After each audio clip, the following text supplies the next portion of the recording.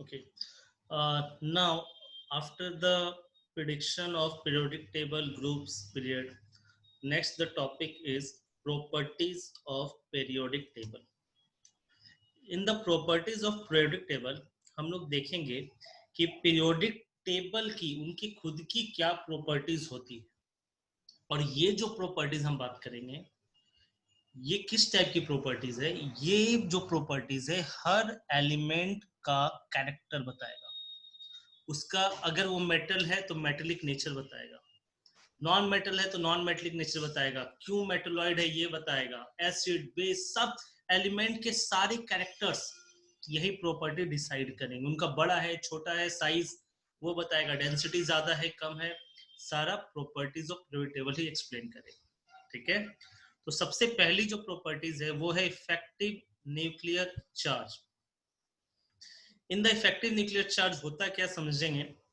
कोई भी एटम के जो वैलेंस इलेक्ट्रॉन होते हैं ना, वो न्यूक्लियस के साथ अट्रैक्शन फोर्स देते हैं। साइमल्टेनियसली जो अंदर के इलेक्ट्रॉन होते हैं जिनको बोलते हैं इंटरवेनिंग इलेक्ट्रॉन, उसके साथ वो रिपल्सन भी देते हैं। And definitely it is sure that कि अट्रैक्शन फोर्स स्ट्रांग है रिपल्सन से, तभी वो अपनी जगह पर है। या हम बोलेंगे दोनों बैलेंस है, अट्रैक्शन फोर्स और रिपल्सन फोर्स दोनों बैलेंस है, तभी वो अपनी जगह पर है। अगर अट्रैक्शन फोर्स ज्यादा होता तो वो इलेक्ट्रॉन अपनी ऑर्बिट को, अपनी सेल को छोड़ करके न्यूक्लियस के पास आ जाता, और अगर रिपल्सन फोर्स ज्यादा होता तो इलेक्ट्रॉन वहां से रिपेल करके बाहर चला जाता, अपनी ऑर्बिट छोड़ देता। तो दोनों बैलेंस है, इसीलिए वो अपनी पोजीशन पर है। तो जो net force of attraction valence electron nucleus पे दे रहे हैं after removing the repulsion of intervening electron is called effective nuclear charge. और जो अंदर के इलेक्ट्रॉन, जो इंटरवेनिंग इलेक्ट्रॉन जो रिपल्सन क्रिएट कर रहे थे, उसको क्या बोलते हैं, स्क्रीनिंग इफेक्ट या शील्डिंग इफेक्ट। तो इफेक्ट तो हम ये बोलेंगे, यहाँ पर रिलेशन क्या निकालेंगे कि अगर शील्डिंग इफेक्ट स्ट्रांग है, बहुत स्ट्रांग है, रिपल्सन बहुत ज्यादा हो रहा है, तो इफेक्टिव न्यूक्लियर चार्ज कम होगा, अट्रैक्शन टुवर्ड्स द न्यूक्लियस कम होगा। और अगर शील्डिंग इफेक्ट पुअर है तो इफेक्टिव न्यूक्लियर चार्ज ज्यादा होगा। नेक्स्ट प्रॉपर्टी है एटॉमिक रेडियस, इसी को हम बोलेंगे साइज ऑफ एटम। ठीक है, एटॉमिक रेडियस या साइज ऑफ एटम क्या होता है उसको बात करेंगे। देखिए, जो भी एटम होते हैं न्यूट्रल एटम, उसके पास चार्ज नहीं होना चाहिए। तो उस एटम का जो वैलेंस इलेक्ट्रॉन होगा, जिसको हम बोलते हैं आउटर मोस्ट शेल का इलेक्ट्रॉन, मतलब सबसे बाहरी इलेक्ट्रॉन, उस इलेक्ट्रॉन का न्यूक्लियस से जो दूरी होगा ना, उसको हम बोलते हैं atomic radius, the distance between the valence electron towards to from the nucleus is called atomic radius.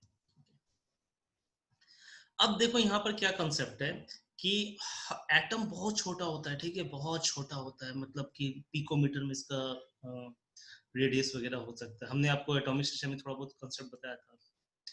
तो पिकोमीटर में इसका न्यूक्लियस का रेडियस होता है, एटम का साइज बहुत ज्यादा बड़ा नहीं होता। तो टोटल एटम डिपेंड करेगा, उसका जो रेडियस आगे हम बात करेंगे, वो टोटल डिपेंड करेगा बॉन्डिंग स्कीम पे। ये बॉन्डिंग स्कीम क्या है समझते जाते हैं बेटा। जस्ट विजुअलाइज इट कि you have the two atom, the atom is spherical in shape, दोनों एटम आपस में नजदीक आ रहे, जस्ट विजुअलाइज, आपस में नजदीक आ रहे, नजदीक आ रहे, नजदीक आ रहे, और दोनों आपस में ओवरलैप कर गए और बॉन्ड बना दिए। अब हम कोई बोलते स्ट्रॉन्ग बॉन्ड, कोई वीक बॉन्ड। तो अगर ये एटम आपस में जो मिले, उनकी ओवरलैपिंग बहुत स्ट्रांग हुई है, उनकी ओवरलैपिंग बहुत स्ट्रांग हुई है, तो हम बोलेंगे स्ट्रांग बॉन्ड। और उनकी ओवरलैपिंग अगर बहुत वीक है कि उनको थोड़ा सा भी एनर्जी दो टूट जाएगा, तो उनको बोलेंगे वीक बॉन्ड। अब जैसे ये है टाइप्स ऑफ एटॉमिक रेडियस, तो टोटल डिपेंड करेगा कैसा बॉन्ड बन रहा है, उसी टाइप से उसके रेडियस का नाम होगा। अगर वो कोवलेंट बॉन्ड बना रहा है तो उसका कोवलेंट रेडियस होगा। तो देखो, कोवलेंट दो ओवरलैपिंग मतलब ये हुआ एक एटम दूसरे एटम के साथ ओवरलैप करेगा। अब ये जो मेरा कर्सर आप देख रहे हैं, ये कर्सर जितना ज्यादा ओवरलैप करेगा उतना स्ट्रॉन्ग बॉन्ड बनेगा।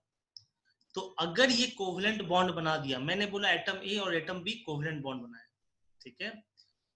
Atom A is the x, sorry, दो एटम है एक्स और एक्स, दोनों के न्यूक्लियस का नाम है ए और बी, दोनों ने कोवलेंट बॉन्ड बनाया, एक्स एटम और एक्स एटम कोवलेंट बॉन्ड बनाया, ठीक है।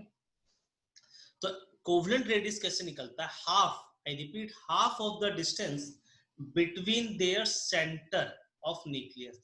मतलब बेटा देखो, ये ए और बी, ए और बी के बीच में कुछ ना कुछ डिस्टेंस होगा, एग्री? ए और बी के, ए से बी की कुछ ना कुछ दूरी होगी, कुछ ना कुछ डिस्टेंस होगा। तो इस दोनों को डिस्टेंस को मेजर करो और उसका हाफ कर दो, तो वो क्या निकल जाएगा? Covalent radius. तो this is the covalent radius, the half, it is the half of the distance between the centre of two nuclei. Two nuclei मतलब दो न्यूक्लियस, न्यूक्लियस को प्लूरल फॉर्म में न्यूक्लियाई बोलते हैं। Covalent radius is generally used for non metal. Covalent radius किसके लिए use होता है? नॉन मेटल के लिए।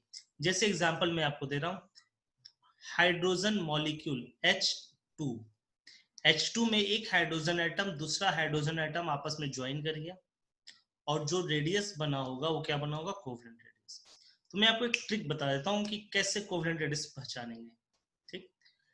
जब भी सेम एटम आपस में कंबाइन करेंगे तो वो कोवेलेंट रेडियस बनाएंगे।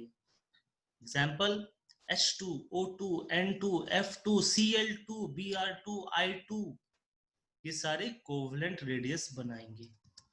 ये जो कोवेलेंट रेडियस निकला R कोवेलेंट, वो किसका है? वो A का भी है और B का भी है, दोनों का है।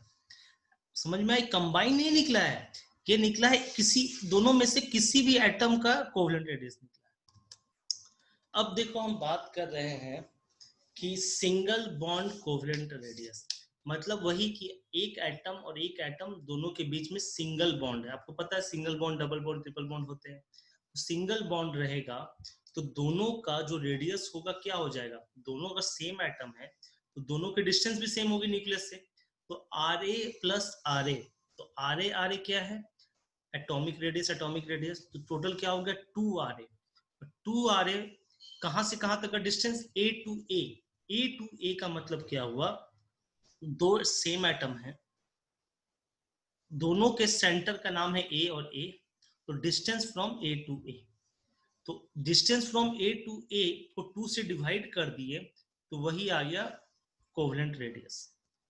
बेटा ये वही चीज था, जैसे ए बी की जगह क्या लिख देंगे? Distance A to A divide by 2 आ गया कोवेलेंट रेडियस। तो वही चीज यहाँ पर आपको बताया गया कि अगर सेम एटम है और आर ए दिया हुआ है तो उसको कैसे लिख सकते हैं, ठीक है। लेकिन अगर अलग अलग एटम हुआ तो, अभी किसी ने पूछा था कि अलग अलग एटम हुआ तो क्या? तो हेट्रोडायटोमिक, हेट्रोडायटोमिक मतलब अलग अलग एटम। जब सेम एटम था तो उसको क्या बोलते हैं? होमो डाई एटोमिक। डाई मतलब दो, एटम एक जैसे, डाई एटोमिक दो एटम अलग अलग, hetero. In which electronegativity remain same, electronegativity remain same रहने दो, क्या है? बस ये समझो कि दो अलग अलग एटम हुए तो क्या? तो क्या बेटा, दोनों का अपना अपना रेडियस होगा ना, आर ए और आर बी, उस दोनों को ऐड कर दो तो डिस्टेंस ऑफ ए से बी आ जाएगा, वही हो जाएगा कोवेलेंट रेडियस। जब दोनों अलग अलग एटम होगा तो दोनों के रेडियस को डायरेक्टली ऐड करेंगे और क्या हो जाएगा? Covalent radius. नेक्स्ट बात करते हैं वंडर वाल रेडियस की, ठीक है। तो वंडर वाल रेडियस को समझने के पहले हम समझेंगे वंडर वाल बॉन्ड क्या होता है। वंडर वाल बॉन्ड हुआ तो उसके बीच का जो रेडियस होगा वंडर वाल रेडियस, जैसे कोवेलेंट बॉन्ड के बीच का रेडियस क्या हो गया? Covalent radius. तो वंडर वाल बॉन्ड समझते हैं, ठीक है। वंडर वाल बॉन्ड क्या होता है कि जो दो नियरेस्ट मॉलिक्यूल होता है उसके बीच में जो बॉन्ड लगता है उसको हम बोलते हैं वंडर वाल बॉन्ड। जो दो स्टेबल नियरेस्ट मॉलिक्यूल होगा उसके बीच में एक फोर्स ऑफ अट्रैक्शन होगा, उसको हम क्या बोलेंगे? वंडर वाल बॉन्ड और फोर्स ऑफ अट्रैक्शन। आप अभी जहां घर पे बैठे हो वहां ऑक्सीजन के बहुत सारे मॉलिक्यूल है, मॉलिक्यूल आपको दिख नहीं रहे हैं। कोई देखो, दिख रहा है क्या? किसी को नहीं दिख रहा है। तो क्या करना है? तो ऑक्सीजन मॉलिक्यूल और ऑक्सीजन मॉलिक्यूल मान लेते हैं, एक ऑक्सीजन मॉलिक्यूल आपके किसी एक घर के कॉर्नर में होगा, दूसरे ऑक्सीजन मॉलिक्यूल कहीं और कॉर्नर पे होगा। तो इस दोनों मॉलिक्यूल के बीच में कुछ ना कुछ दूरी जो होगा ना, डिस्टेंस जो होगा, ठीक है, कुछ ना कुछ दूरी है। और मैं क्या बोल रहा हूँ कि ये दोनों ऑक्सीजन मॉलिक्यूल आपस में अट्रैक्ट भी कर रहे हैं, मतलब मॉलिक्यूल O2 O2 बना हुआ है, आपस में अट्रैक्ट भी कर रहे हैं। तो इस अट्रैक्शन को बोलते हैं वंडर वाल फोर्स ऑफ अट्रैक्शन, जो बहुत वीक होता है, बहुत वीक होता है। और उस दोनों के बीच की दूरी को बोलते हैं वंडर वाल रेडियस। तो this is the complete diagram of van der Waals radius. दो अपना अपना मॉलिक्यूल एग्जिस्ट कर रहा है, दोनों को कोई लेना देना नहीं था, लेकिन दोनों के बीच में है फोर्स ऑफ अट्रैक्शन, है, बहुत वीक है, और उसका जो डिस्टेंस होगा हाफ, उसको बोलेंगे wonder Waals radius. Comparison of covalent radius and wonder Waals radius. बेटा आप खुद बताओ, आप लोग, कि अगर मैं बात कर रहा हूँ कि कोवेलेंट रेडियस, आपको समझ में आ रहा है किस एटम के बीच बनेगा उसकी डिस्टेंस, और वंडर वाल रेडियस दो मॉलिक्यूल के बीच के डिस्टेंस, आप खुद बताओ ज्यादा कौन होगा, बड़ा कौन होगा, वंडर वाल रेडियस या कोवेलेंट रेडियस? तो यहाँ पर क्या है, वही कंपेयर करके बताना है कि वंडर वाल रेडियस आपका बड़ा होगा कोवेलेंट रेडियस से के कंपेयर में, ठीक है। अब हम बात करते हैं नेक्स्ट जो रेडियस है वो मेटेलिक रेडियस है। तो मेटेलिक रेडियस बात करने के पहले हम क्या बात करेंगे, मेटेलिक बॉन्ड क्या होता है। तो सिंपल है, आपके पास कोई भी मेटल होगा, ठीक है, देख लो, आपके गोल्ड वोल्ड होंगे घर पे, देख लेना निकाल करके, मतलब कोई भी मेटल होगा, गोल्ड है, आयरन है, कोई भी मेटल है, ठीक है, लोहा है, तो उसके लोहा के या गोल्ड के अंदर जो एटम होंगे छोटे छोटे छोटे छोटे छोटे छोटे, वो तो गोल्ड के ही एटम होंगे। जो गोल्ड है, रिंग है, उसके अंदर गोल्ड के ही एटम होंगे। और आपने कभी ना कभी 10th तक में डायग्राम बनाया होगा एटम का, तो एक एटम दूसरे एटम से चिपका हुआ होता है। तो एक एटम दूसरे एटम से कैसे चिपका होता है, इस टाइप से। तो इसको हम बोलेंगे मेटेलिक रेडियस। इसमें ओवरलैपिंग नहीं होता, बस एक एटम पे, दो एटम पे, तीन एटम इस तरह से गोल गोल चिपका हुआ रहता है, तो इसको हम बोलेंगे मेटेलिक रेडियस, ठीक है। तो मेटेलिक रेडियस, अब ये भी बेटा सेम सेम एटम होगा, क्योंकि अगर हम गोल्ड एलिमेंट की बात कर रहे हैं तो गोल्ड एलिमेंट के अंदर गोल्ड के ही मेटल होंगे ना, सिल्वर के तो नहीं आ जाएंगे, अगर जौहरी ने कुछ बदमाशी नहीं किया हो तो। हाँ, तो इसका मतलब क्या हुआ, जो भी एलिमेंट लोगे उसमें सेम सेम एटम आएंगे, और सेम सेम एटम अगर टच कर रहे हैं तो इसको हम क्या बोलेंगे, मेटेलिक रेडियस। और सेम सेम एटम अगर ओवरलैप कर रहे हैं तो उसको हम क्या बोलेंगे, कोवेलेंट रेडियस। देखो ये ओवरलैप किए थे ना सेम सेम एटम, तो इसको हम बोलेंगे covalent radius. Same same atom touch कर रहे हैं तो इसको क्या बोलेंगे, मेटेलिक रेडियस। तो दोनों में डिफरेंस समझ में आया, मेटेलिक रेडियस टच करेंगे एक एटम दूसरे एटम से, और उस दोनों के डिस्टेंस का हाफ क्या हो जाएगा, मेटेलिक रेडियस। इसको हम क्रिस्टल रेडियस भी बोलते हैं। तो आपको अगर मान ले बॉन्ड का स्ट्रेंथ पूछा जाए तो लिख लोगे, सबसे strong bond covalent bond, then आपका metallic bond, then van der Waals bond.